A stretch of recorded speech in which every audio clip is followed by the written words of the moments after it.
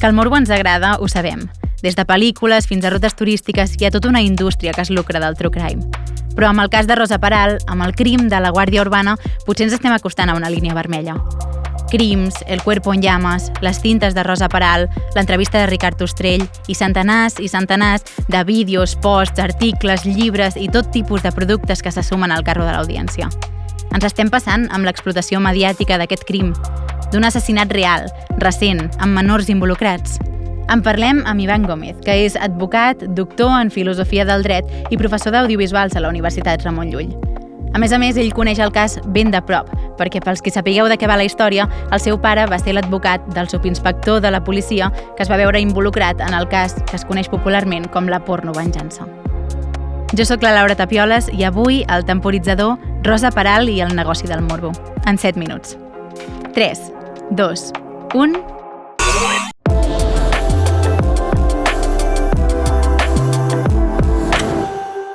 El Temporitzador, un podcast del setmanari El Temps. Ivan, ens estem passant deontològicament als mitjans i al món de l'audiovisual amb el crim de Rosa Peral? Segurament sembla excessiu donat el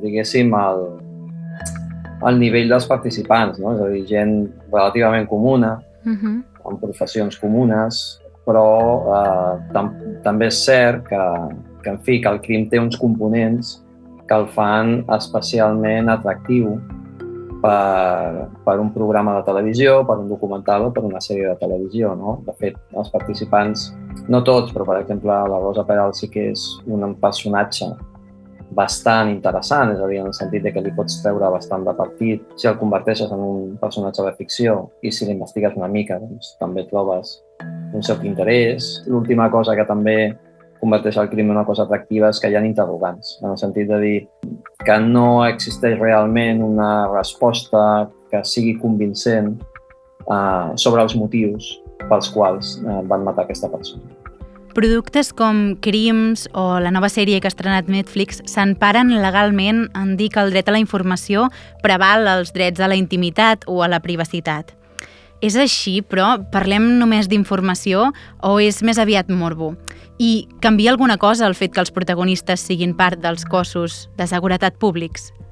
Del que estem parlant, sobretot la qüestió de la intimitat, no és fàcil mai de resoldre, però en aquest cas hem de tenir en compte una cosa. Tant el programa Crims com alguns dels documentals que s'han fet, fins i tot la sèrie de televisió de Netflix, la sèrie de televisió de forma molt clara, no? S'han fet quan els fets, s'han realitzat quan els fets estaven perfectament clars i coneguts, en el sentit que hi havia un recorregut judicial. També hi ha un condicionant, a veure, els criminals pel fet de ser-ho no perden tots els seus drets. Però hem d'entendre que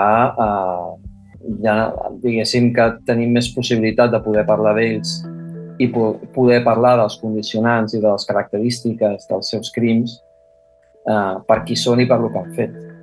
No ens oblidem que els expedients judicials són públics, a menys que es decreti el secret de sumari, per tant, això té un cert recorregut públic. Les sentències, sobretot, són públiques, per tant, tot el que hi ha incorporat a la sentència és absolutament públic i es pot fer servir per fer un documental, un reportatge, un article o fins i tot una sèrie de televisió.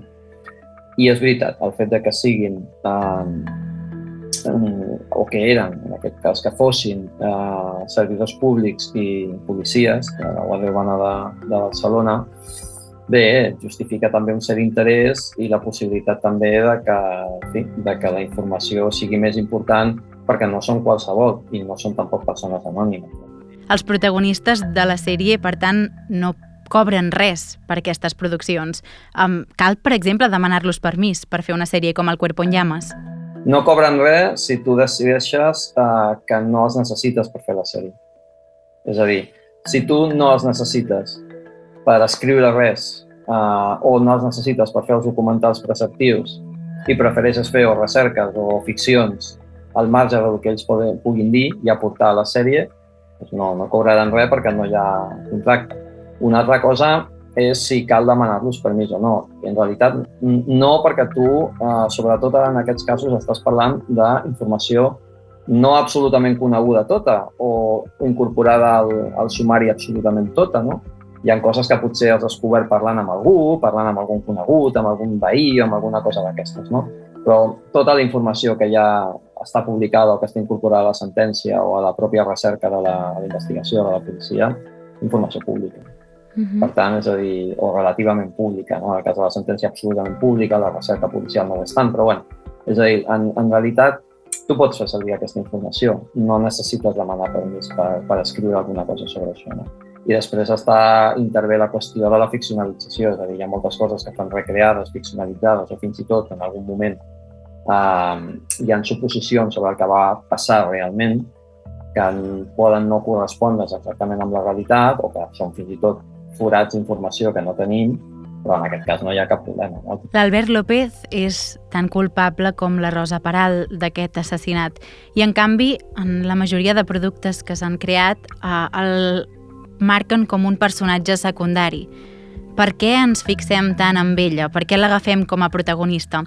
És que més enllà del judici moral del crim estem jutjant també potser el seu perfil sexual?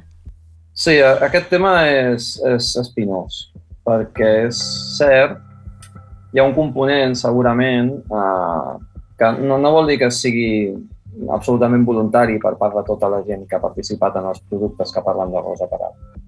Però potser hi ha un component al darrere relativament sexista en la manera d'enfocar el crim, no? En part per una qüestió que té a veure amb aquest tipus de productes de ficció, i és que ella és un personatge molt més interessant que ell, en el sentit que és una espècie d'encarnació moderna, actual, a la Barcelona d'avui, d'una femme fatal, no? És a dir, la dona fatal que al final convenç l'home perquè cometi el crim per ell, no? Perquè faci el que vulgui.